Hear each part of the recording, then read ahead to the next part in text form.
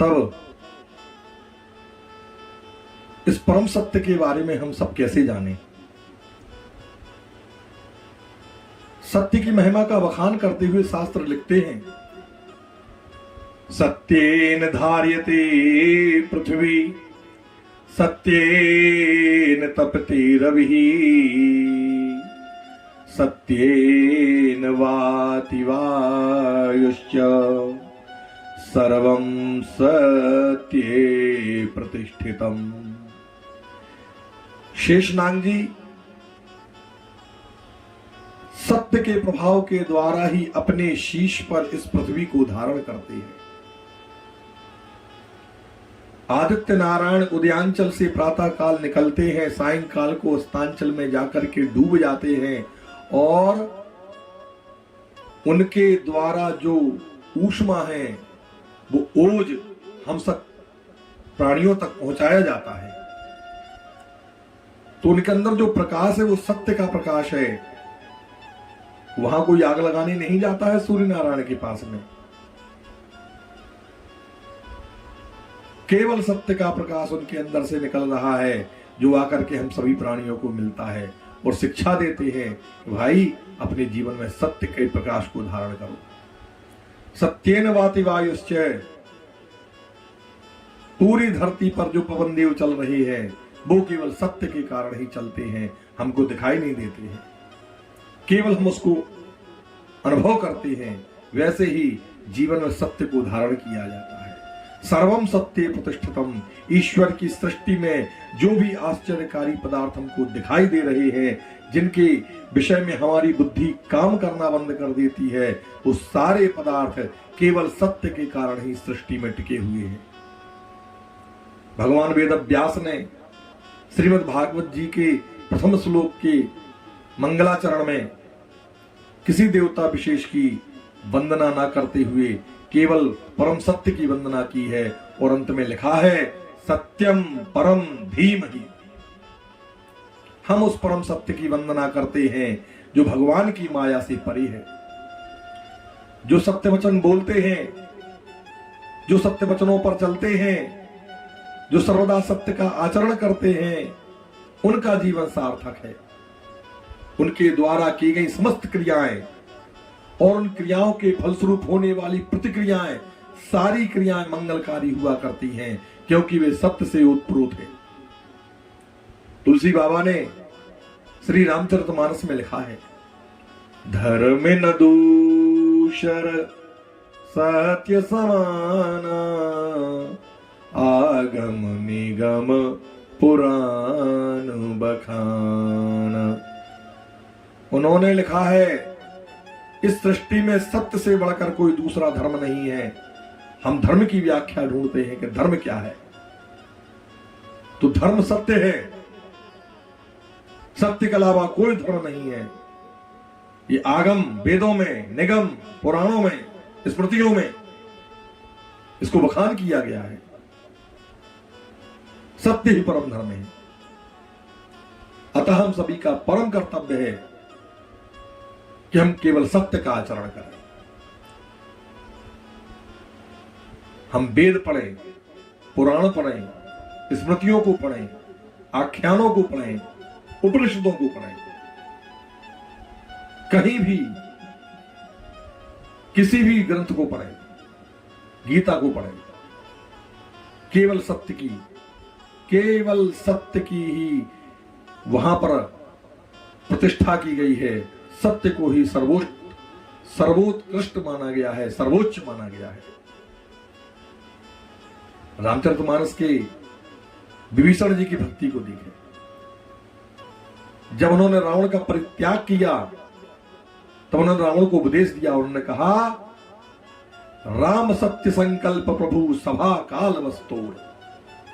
उन्होंने कहा, रावण, भगवान श्री राम सत्य संकल्प है, उनके अंदर जो संकल्प है वही सत्य है, और तुम्हारी सभा काल के वशीभूत हो गई है। सबके सिर पर मैं काल को मर्दाता हुआ देख रहा हूं। तो जो परम सत्यमय भगवान हैं, जो कालों के काल महाकाल हैं, ऐसे प्रभु श्री राम की शरण ग्रहण करने के लिए मैं जा रहा हूं।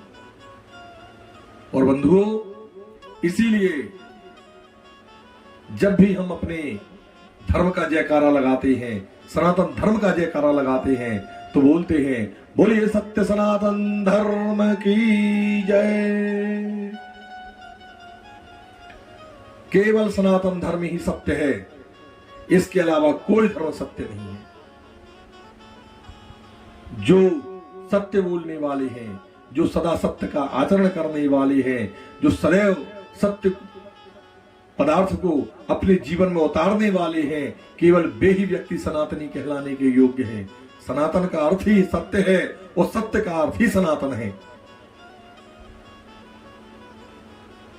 तुलसी बाबा ने पुनः लिखा है, नहीं असत्य सम पातक पुंजा। झूठ बोलने से बड़ा कोई पाप नहीं है। हम झूठों को दिन भर बोल करके, दिन भर असत्य भाषण करके, दिन भर झूठ बोल करके पापों की ढेरी कमा कमा करके रखते जा रहे हैं। भगवान शिव के सुंदर स्वरूप को देखें। उनके लिए लिखा है, सत्यम शिवम सुंदरम। सत्य ही शिव है। सत्यम शिवम, सत्य ही शिव है और शिवम सुंदरम, और शिव ही सुंदर है। अर्थात सत्य से अधिक सुंदर कोई वस्तु नहीं है। और सत्य शिव स्वरूप है और शिव सत्य स्वरूप है। महाभारत में लिखा है, नास्ति सत्य समो धर्मो ना सत्याद्युद्यते परम। इस सत्य से बड़ा कोई धर्म नहीं है और असत्य से बढ़कर के कोई पाप नहीं है। हम अपने व्यवहारिक जीवन में देखें, जब हम किसी की अंत्येष्टि में जाते हैं और उसको अंतिम विदा करते हैं, तब उसके सुहृदों के द्वारा, बंधुजनों के द्वारा जो उस प्राणी के हित में बोला जाता है, उसको ध्यान से सुने। क्या बोलते हैं? कहते हैं, राम नाम सत्य है।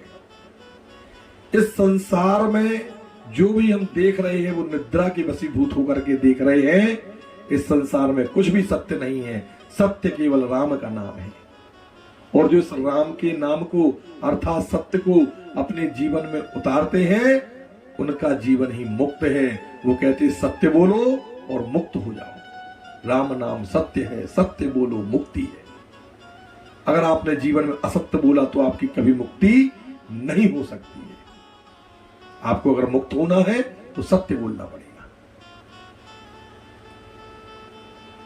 शास्त्र पुनः कहता है, सत्यमेश्वरो लोके सत्ये धर्म सदा श्रितः वो सत्यमूलानि सर्वाणि सत्यानास्ति परम पदम। इस संसार में सत्य से बड़ा कोई ईश्वर नहीं है। इस दुनिया का सबसे बड़ा ईश्वर है, वो केवल सत्य है। इसीलिए हमें केवल सत्य ईश्वर का ही आश्रय लेना चाहिए। सभी का मूल, दुनिया में जितने भी देवी देवता कुछ भी हो, सबका मूल, सबका आधार, सबकी जड़ केवल सत्य है। क्योंकि सत्य ही नारायण है और नारायण ही सत्य है। सत्य के अलावा कोई परम पद नहीं है।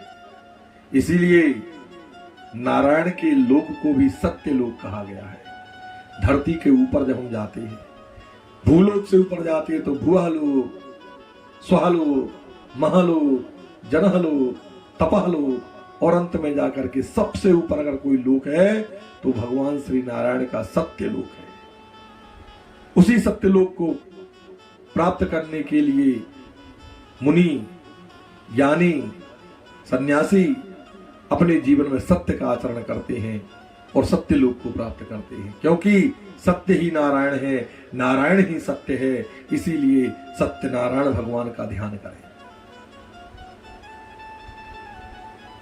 जो अपने जीवन में सत्यनारायण भगवान का ध्यान रखते हैं, अपने जीवन में सत्य को उतारते हैं, प्रतिदिन सत्य बोलते हैं, सत्य का ही आचरण करते हैं, असत्य से दूर रहते हैं, वे हमेशा अपने जीवन में उत्तरोत्तर उन्नति को प्राप्त करते हैं और उन्हें कभी किसी का भय नहीं होता है, क्योंकि एक सत्य को छुपाने के लिए एक के बाद एक असत्य बोलता जाता है और इतने ज्यादा पापों को कमा लेता है कि उसके सत्य को शर्मिंदा होना पड़ता है।